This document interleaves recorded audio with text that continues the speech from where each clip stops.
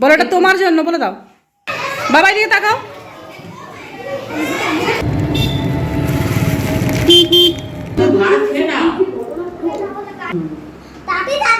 বলো কেমন লাগছে জিজ্ঞেস করো। ঘরদোর পরিষ্কার পরিচ্ছন্ন করে সাজিয়ে গুছিয়ে রাখা আমার অভ্যেসের মধ্যে হলেও অনেক সময় ঘরে ঝুলফাঁদ হলে আজ করব কাল করব করে ডিলে হয়ে যায়। কিন্তু এখন ঘরটাকে একদম ছেড়ে মুছে পরিষ্কার করে জিনিসপত্র সব সাজিয়ে গুছিয়ে রাখছি। কেন বলো তো? প্রিয় মানুষটার ওয়েলকাম করতে হবে যে, হ্যাঁ তোমাদের দাদাভাই বাড়ি আসছে। তো সেই কারণেই আমি একদম লেগে পড়েছি কোমর বেঁধে ঘরের কাজে। এখন দেখো ঝুলফাঁদ পরিষ্কার করে নিচ্ছি, আর তারপরেই কিন্তু ঘরের সমস্ত জিনিস যতটুকু অগোছালো হয়ে আছে সব কিছু একদম গুছিয়ে নেব। তো গুড মর্নিং বন্ধুরা, কেমন আছো তোমরা সবাই? আশা করি তোমরা সবাই খুব ভালো আছো, সুস্থ আছো। আর আমরাও কিন্তু খুব ভালো আছি, সুস্থ আছি। শুধু ভালো না, খুব ভালো আছি। কারণ কি, তোমাদের দাদাভাই বাড়িতে আসছে। আর এতদিন পরে প্রিয় মানুষটা বাড়িতে আসছে, মনটা তো খুশি থাকবেই, তাই না? আর সকাল থেকে উঠেই কিন্তু ঘরদোর পরিষ্কার করার কাজে লেগে গেছিলাম, তাই ভিডিও শ্যুট করার এতটা সময় হয়নি। ওদিকে সোমও কিন্তু উঠে পড়েছিল, আর ওকে ফ্রেশ করিয়ে পড়তে বসানোর ছিল, কারণ ওর দিদিমণি সকাল 8টার সময় ওকে পড়াতে আসেন। আর সেদিন ছিল কিন্তু টিচার্স ডে আর কি, 5ই সেপ্টেম্বর। আর সোমও যেহেতু ওর দিদিমণিকে গিফট দেবে টিচার্স ডেতে, তো তার জন্য আমি আগের দিন গিয়ে এই পেনটা কিনে নিয়ে এসেছিলাম। আর সোম তার দিদিমণিকে পেনটা গিফট করছে, আর ওনার ব্যাগেই শেষ পর্যন্ত পেনটা ঢুকিয়ে দিল আর কি সোম। তো তারপরে সোমকে বলা হলো, চলো তুমি দিদিমণিকে প্রণাম করো। তো প্রণাম করো বলতে ও মজা করে করে কেমন প্রণাম করছে দেখো। আর এই টিচার্স ডের কথা বলতে আমারও আমার নিজের স্কুল কলেজ লাইফের কথা মনে পড়ে গেল। মানে তখন আমরাও কিন্তু আমাদের টিচারদের জন্য কত কিছু করতাম। মানে টিচারদের গিফট দেওয়া, সকলে মিলে চাঁদা তুলে, তারপর টিচারদের জন্য বিভিন্ন ধরনের অনুষ্ঠান আয়োজন করতাম স্কুলে কলেজে। মানে খুব ভালোভাবে আমরা দিনটাকে সেলিব্রেট করতাম, টিচারদের সম্মান জানাতাম। সত্যি একটা গোল্ডেন পিরিয়ড ছিল ওগুলো আমাদের জীবনে, যেগুলো আর আমাদের জীবনে কিন্তু কখনোই ফিরে আসবে না। ছাত্র শিক্ষকের সম্পর্ক সত্যিই খুব অমূল্য একটা সম্পর্ক।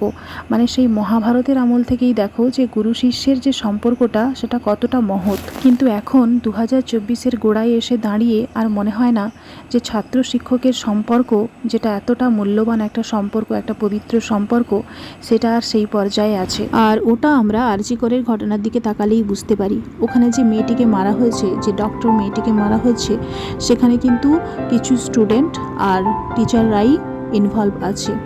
এমনকি মেন দোষী হিসেবে হয়তো টিচাররাই পরিগণিত হতে পারে। ওই জায়গা থেকে দাঁড়িয়ে কি মনে হতে পারে যে ছাত্র শিক্ষকের সম্পর্ক এখনও সেই নিঃস্বার্থ একটা পবিত্র সম্পর্ক? তবে হ্যাঁ, সব ছাত্র বা সব শিক্ষকও কিন্তু সমান নয়, এটা অবশ্যই ঠিক। পৃথিবীতে যেমন এইরকম দোষী কালপ্রিটরাও আছে, পৃথিবীতে সৎ চরিত্রবান মানুষও রয়েছে, নাহলে কিন্তু পৃথিবীটা ধ্বংস হয়ে যেত। ওই যে একটা কথা আমি বলি, দিন আছে বলেই রাতের মহত্ব, আর রাত আছে বলেই দিনের মহত্ব। পৃথিবীতে খারাপ মানুষগুলো আছে বলেই মানুষ ভালো মানুষের কদর বুঝতে পারে। তো এই যে এখানে তোমরা দেখতে পাচ্ছ, সোম একটা পেন্সিল বক্স আর কিছু পেন নিয়ে খেলা করছে। আর সোমকে নিয়েই কিন্তু আমি ওর স্কুলের যে টিচাররা রয়েছেন, ওদের টিচার্স ডের গিফট আনতে গেছিলাম। তো ওখান থেকে দেখো কিছু পেন কিনেছি আর কিছু চকলেটস নিয়েছি। আর সোমের কিন্তু এই পেন্সিল বক্সটা খুব পছন্দ হয়েছিল, তো সেই কারণে ওকে এটা আমি কিনে দিয়েছিলাম। আর তারপরেই দেখো সকাল সকাল উঠে ওর ম্যামকে টিচার্স ডের গিফট দিয়ে আমরা কিন্তু বেরিয়ে পড়েছিলাম সোমের স্কুলের উদ্দেশ্যে। আর এখানে কিন্তু টোটোতে রয়েছে দুটো ব্যাগ, একটা হচ্ছে সোমের ব্যাগ, একটা হচ্ছে আমার ব্যাগ। সোমের ব্যাগে অ্যাকচুয়ালি কিছু বই আছে, আর আমার ব্যাগে আছে আমার কিছু জিনিসপত্র। আজকে যদিও স্কুলে বইপত্র দরকার নেই, তাও কিন্তু আমাদের যে ভাড়া রুম আছে আর কি, মানে আমাদের দাঁতনেই যে ভাড়া রুম আমরা নিয়ে থাকি, ওখানে সোমের পড়াশোনার জন্য কিছু বই দরকার ছিল, তো সেটা ব্যাগে করে নিয়ে এসেছিলাম। আর আমার কিছু জিনিসপত্র এই ব্যাগের মধ্যে আছে, তো ওটা নিয়েই কিন্তু আমরা স্কুলে যাব। আর স্কুলের অনুষ্ঠান, ঘন্টা 2-এর অনুষ্ঠান আছে, আর ওটা শেষ করে আমি আর সোম দুজনে মিলে কিন্তু ওই ভাড়া রুমে যাব।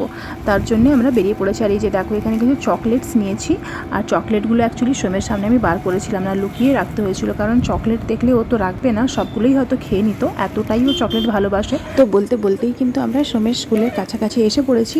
তো যেতে যেতে চলো আর একটা খুব গুরুত্বপূর্ণ কথা তোমাদের সাথে শেয়ার করি। অ্যাকচুয়ালি কী হয়েছিল বলো তো? মহাভারতে যখন পাণ্ডবদের সঙ্গে কৌরবদের যুদ্ধ লেগেছিল ধর্মরাজ্য প্রতিষ্ঠার জন্য, অর্জুন কিন্তু কষ্টে কাতর হয়ে পড়েছিলেন, যেহেতু তাকে নিজের আপনজনদেরকে হত্যা করে ধর্মরাজ্য প্রতিষ্ঠা করতে হবে। শ্রীকৃষ্ণের কথা মতো তিনি যুদ্ধ করতে নেমে তো ছিলেন, কিন্তু কষ্টে তার বুকের ভিতরটা যেন ফেটে যাচ্ছিল, বিহ্বল হয়ে পড়েছিলেন তিনি।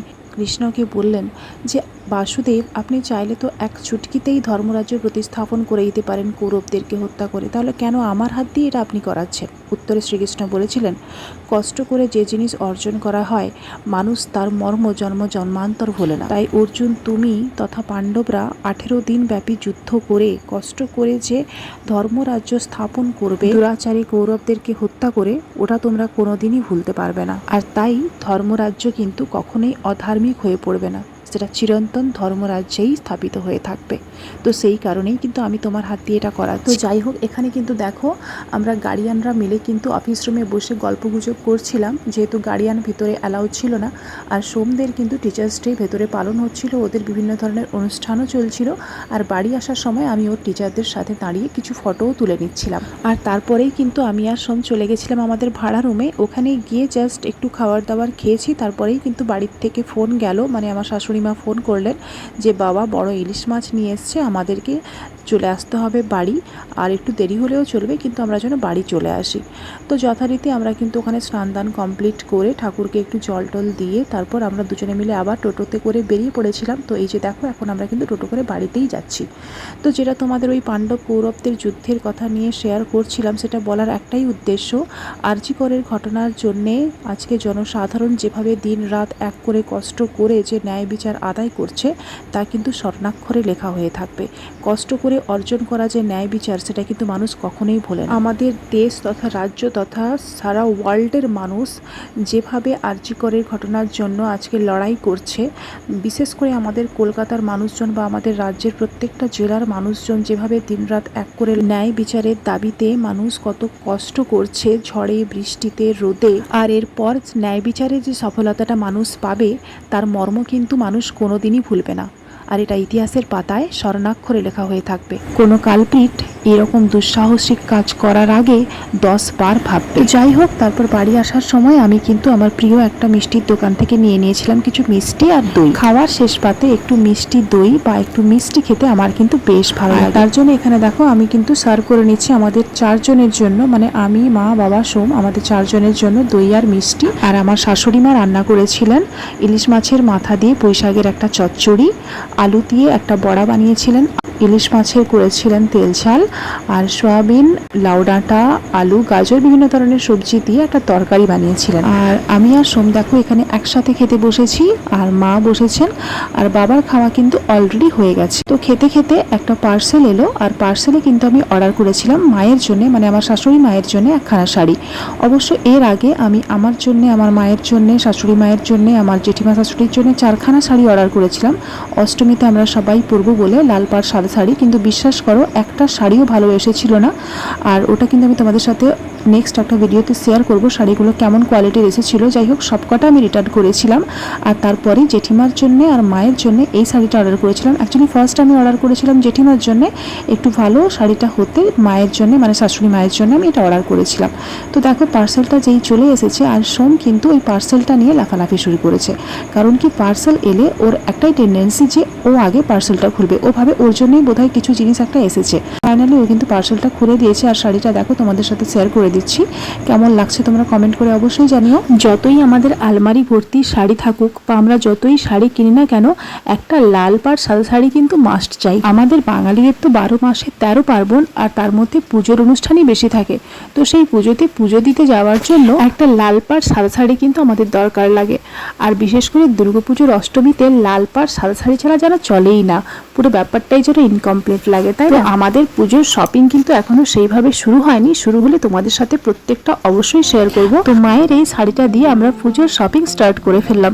আজকের ব্লগটা আমি এখানেই শেষ করছি। তো দেখা হচ্ছে তোমাদের সাথে ফ্রেশ একটা নতুন ব্লগের সাথে। তোমরা সবাই ভালো থেকো, সুস্থ থেকো, টাটা।